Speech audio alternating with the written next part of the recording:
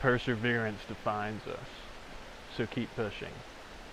Good morning, everybody. It's your favorite aspiring revolutionary here, a wandering author, reminding you that we are all the authors of our own lives. As always, my message remains the same: spend less, live more, earn your freedom with frugality. Coming at you from Grandfather Mountain in North Carolina. We were in the Great Smoky Mountain National Park yesterday. Phenomenal drive. Had some good hiking. I've had better hiking though, just to be honest. And thank you guys so much for bearing with me when I had a little bit of freeform content. Maybe you guys liked the little bit more loosey-goosey style. Anyways, I have some notes for us today, and we're going to be talking about moksha, liberation, and equanimitas. We kind of spoke about it a little bit yesterday, but now we have some actual content. So Buddhism was initially developed as a synthesis of Indian and Confucian principles, at least Mahayana Buddhism, which is what ends up developing into Zen philosophy in Japan. Now, what's important to realize about this is when China first encountered Buddhism, their civilization had already settled the earth for over 2,000 years. So, and during that time, Confucius, who we've all gotten fortune cookies from at one point or another, right? Anyways, he had a really profound impact on Chinese thinking. And he's basically honor your elder type. He has a good saying that is attributed to him at the very least. It is man who makes truth great, not truth which makes man great. And I actually think that has some similarities with Aristotle's concept of greatness, which he talks about in Nicomachean Ethics, and we will talk about that again this week, guys. Remember though, he says that even like if you were a perfect human, if you were a hermit and you never interacted with other people, that's like you can't. That's not a fulfilled life. Eudaimonia is the word they use in Greek. Anyways, so similar. Now, the unique blend of Confucian and Indian philosophies with Hinduism created a more palatable flavor of Buddhism's key tenets, at least according to Alan Watts, the guy who wrote this book. Now, he's been around for a long time, very respected in his field. He was very popular in like the 60s and 70s. But regardless, all forms of Buddhism ascribe to what's called as the middle way, which contrasts perfect, like the ideal between two extremes. In Sanskrit, or the Hindi, angel, deva, and demon, preta. Wouldn't you know it though, Aristotle, just the last time we spoke about Nicomachean Ethics, had a unique system where he placed virtue on a scale of to excess and deficiency. Remember courage. If somebody is a coward, they suffer from a deficiency of courage, but if they're reckless, if they're just getting themselves into trouble all the time, they have, Aristotle called it brashness, I'd call it being a dumbass. So remember, middle way.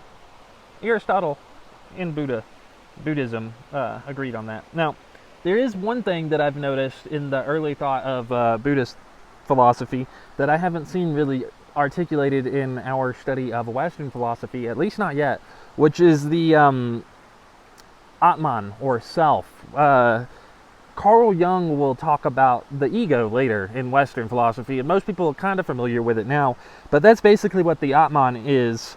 And the goal of Buddhism is basically to realize that you are not your ego, which is the sense of self in Western language. It's like the I, what you're referring to when you think I. So there is no real I, at least in this philosophy, and there are some similarities between the East and West. However, one thing that's pretty clear split between the East and West is duality. So in a nutshell, Western thought generally conceptualized mental and physical phenomenon as separate realms. Descartes fully formalizes this mind-body duality during like the Enlightenment and afterwards. And I remember I had a class in high school where we talked about Descartes' phenomenology of the spirit, I think is what it was called.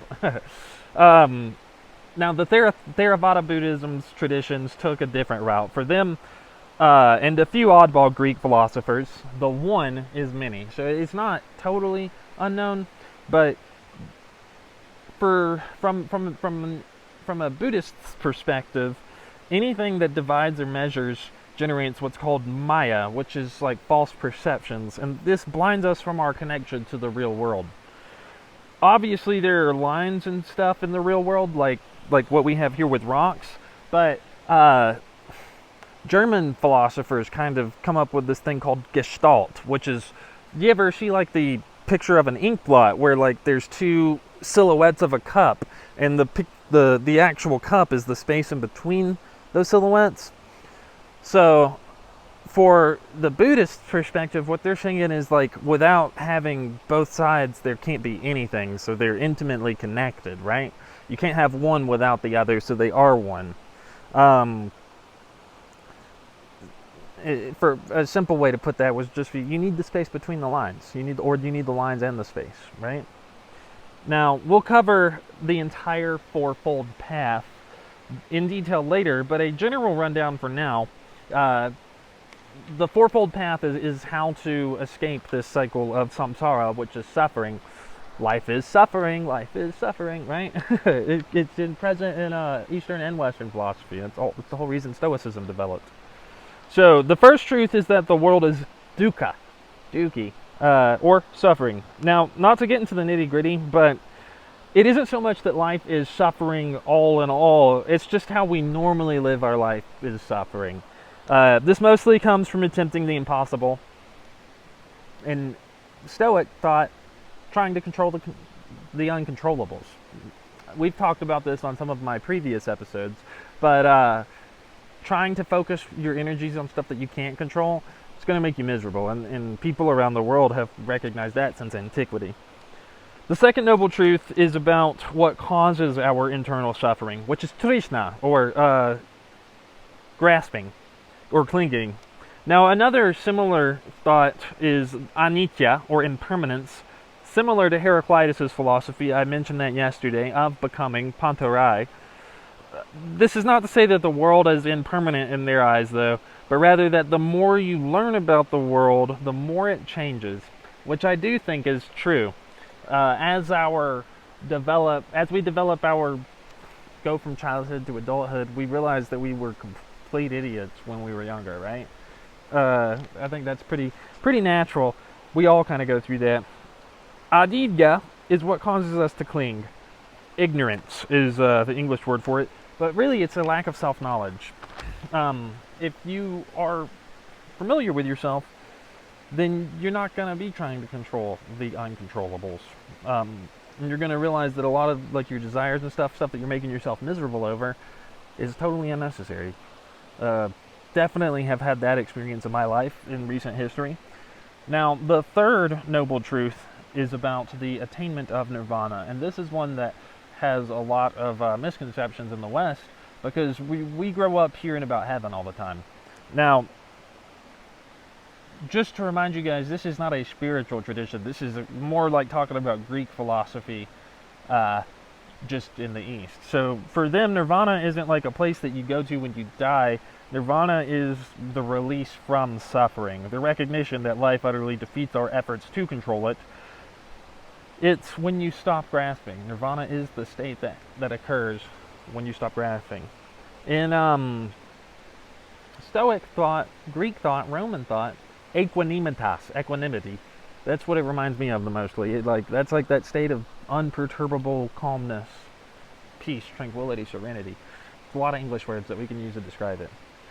And then finally, the fourth noble truth deals with the eightfold path of how to reach nirvana, a roadmap, if you will. We'll go over these in a later video, but they remind me somewhat of Aristotle's work. Essentially, they teach virtue. Now, if you guys got any value out of this, I would like to ask that you like the video, share it, and subscribe. Send it to your friends. I do a lot of work really hard to bring all of this content to you guys. Going forward, we'll be talking at least one day a week in detail about Eastern philosophy, but I'd like to continue our focus on American history, Greek history, and Western philosophy. As always, oh yeah, compared to, and I mentioned this yesterday, like, these mountains here are insanely big, but they're not crazy tall. They just go forever. You can be driving uphill for like literally an hour straight. Walking uphill forever too. My back, it hurts. Sorry, I'm stretching it. Yeah, I'm pretty tired right now. I've been getting a lot of, close to 100 stories of walking done. And then also, not just the vertical, but like the distance wise. I've been doing close to 10 miles a day. I'd like to do some actual skateboarding because I want to get good at that, and that's something that I would like. That is a direction I would like to take my content in the future, is mastering physical skills, both yoga and skateboarding, and maybe even launching another channel for those things in particular. Anyways, right now I've got to keep my head in the game and continue the journey, because Maine is quite a ways away, and I have to work, actual work, and eat, and a lot of, just basic life stuff. Anyways, it's a wandering author here, reminding you that we are all the authors of our own lives. As always, my message remains the same: spend less, live more, earn your freedom with frugality. What are you guys doing in order to inspire, uplift, and empower your community today? Because this world isn't changing unless we all do our part. You can count on me to do mine daily. Until next time, I love y'all.